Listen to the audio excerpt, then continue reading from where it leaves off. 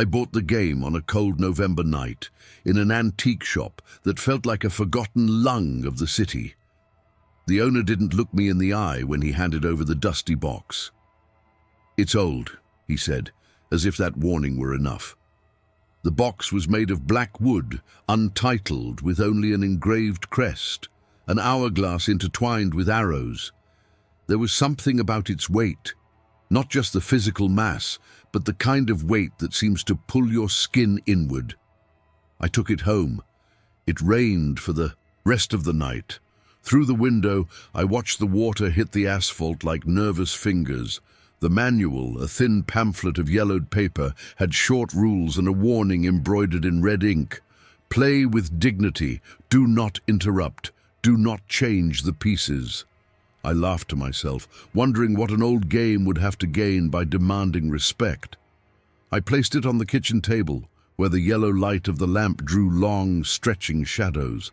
I invited 3 friends over: Lucas, who believed only in practical things; Anna, who collected lost causes and loved the inexplicable; and Pedro, who always ended his nights far too late. We opened the box.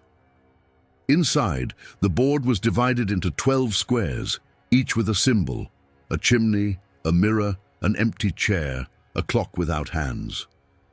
The pieces weren't simple figures. They were small objects, as if they had been plucked from personal moments: a rusted key, a newspaper clipping, a coat button. At the center was the actual hourglass, with sand, that never stopped whispering.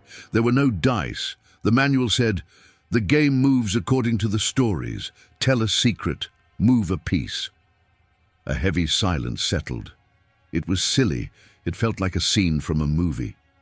Even so, when it was Lucas's turn, he spoke first. "When I was 10, I pushed a boy into the pool because he called me a liar." His voice sounded distant. He picked up the key, piece number 3, and moved it 2 squares. The square it landed on had the symbol of a mirror. Anna opened a mouth ready to laugh, but the laughter didn't quite make it out. When the key touched the mirror drawn on the board, there was a crack like breaking glass. It didn't come from the game. It came from the hallway. Pedro stood up slowly, stepped out barefoot, and returned pale. The mirror in the living room. It fell. We ran. The antique mirror, inherited from my grandmother, was shattered on the floor, glass scattered like torn memories. Resting on top of it was a note. "Do you remember?" Written in tiny handwriting.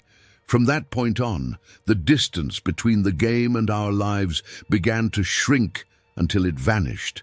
Every secret moved the board, and shortly after, something from that secret manifested in the real world. When it was my turn, I told them about the time I left an injured dog on the road, thinking someone else would take care of it. I moved a black button, which landed on the chimney square. Instantly, I felt a wave of heat. The radiator hissed, and for a second, it smelled like burnt skin, a sensory memory that didn't belong to me, yet I carried it as if it were mine. We decided to stop. "It's just a coincidence," Lucas said, trying to convince himself more than us. Anna agreed we had to finish. The manual, however, had something else, a tiny line, almost invisible in the margin, that said, "When the last piece falls, the game ends. Until then, everything is payment." Payment. A word that sounded like a debtor's bill in the dead of night. We continued. The board seemed to receive each person's story, and in exchange delivered consequences. Pedro confessed that, as a teenager, he swapped an old man's socks for newer ones, only to watch the man trip. The piece, the newspaper clipping, moved to the handless clock square. That night the kitchen clock froze. It marked 02:17, and at exactly 02:17 we heard footsteps on the roof, rhythmic thuds that sounded like a hammer against old wood. We inspected it, and there was nothing, just the wind. But on the floor near the door lay a crumpled newspaper with an old photo of a man I recognized, the elderly man whose socks Pedro had swapped. He looked alive. Our guilt, materialized, was walking on the roof. We didn't notice that the box changed weight as the pieces moved. The air around us grew colder, as if the room was struggling to breathe. The manual didn't just provide rules, it started completing sentences. In the margins, letters faded and reappeared. The paper seemed to drink the ink of the night. The final lines that formed said, "Choose well, the game chooses back."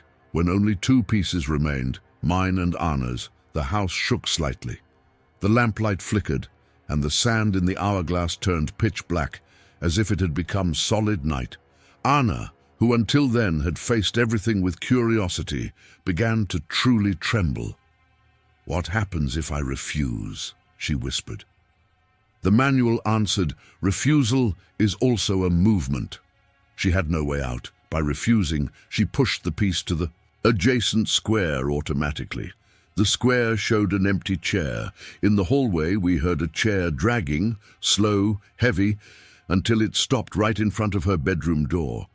That's when we understood the nature of the game. It didn't create stories. It collected debts for them. It took the deficit generated by every secret and returned it as a presence. We became desperate. We tried to break the box, throw the manual into the fire, bury the pieces. Nothing made the hourglass stop. It continued to pour its black sand, as if every grain were a promise of a return. My turn came last. I looked at the piece in my hand, a small coat button, the only thing I had left of my father, who disappeared years ago. The square where it was meant to fall showed a symbol I couldn't name. It looked like a man lying down with his facial lines divided. I thought about saying something else, any lie, but the game wouldn't accept lies. It demanded truth to feed itself. I confessed then what I had kept hidden. I knew where my father was last seen, a name, a place I had always protected. I said it with a knot in my throat. The button advanced 2 squares on its own, as if pushed by invisible fingers. The sand stopped for a fraction of a second. A sound filled the house, a deep whisper like a body rising from a profound sleep. On the street, a cry rang out that could have been either joy or pain. We ran to the window. There, on the sidewalk, stood a man I recognized without wanting to believe. My father, thinner, his eyes hollow like coins, holding something that had been mine as a child. The same key Lucas had moved at the beginning of the night. He looked at the building, at the window where the 4 of us watched him like exhibits in a zoo of guilt. He smiled, but it wasn't a smile. He opened his mouth, and from his chest came a sound that scraped my name. "Pay," he said, and he collapsed. When the last piece touched the board, the hourglass made a sound like bones snapping into place. The box closed with a click that sounded final. The house became so silent we could hear our own breathing, as if they were footsteps on the board. We opened the box again, expecting to find it empty. Inside, in place of the pieces, were small mirrors, each reflecting not our faces, but a different scene. Anna sitting in an empty chair, Lucas with hands stained with ink that wasn't ink, Pedro under the torn-off roof, and in the center, an empty space in the shape of a button. In the manual now, inert, one last line remained. "He who takes the piece takes the place." Whatever that meant, it was far too clear. I looked at the table, at the empty chair across from me. I felt my fingers tingle as if they belonged to someone else. The box seemed to call me with the same voice my father had used. "Pay," it echoed in my mind. I slammed the lid shut. The rain continued to beat against the glass, unperturbed. We left the house that dawn changed. Anna left crying, Lucas in silence, Pedro with the eyes of someone who had seen something living inside the roof. I took the box to the basement and buried it under old tools. Before covering it, I whispered a promise. Never again. But a few nights later, I woke up with the feeling that someone had moved my things. In the basement, I heard a faint clinking, like a button rolling across wood. I grabbed a flashlight and went down. The dirt was overturned. The box sat on the workbench, open, the manual lying beside it, the hourglass sand glowing, with a light that wasn't mine. At the center of the board, where the mold of my button had been, there was now an empty spot, waiting. And in my coat pocket, cold and heavy, I felt something I didn't recognize. A small, round, black object with a polished surface.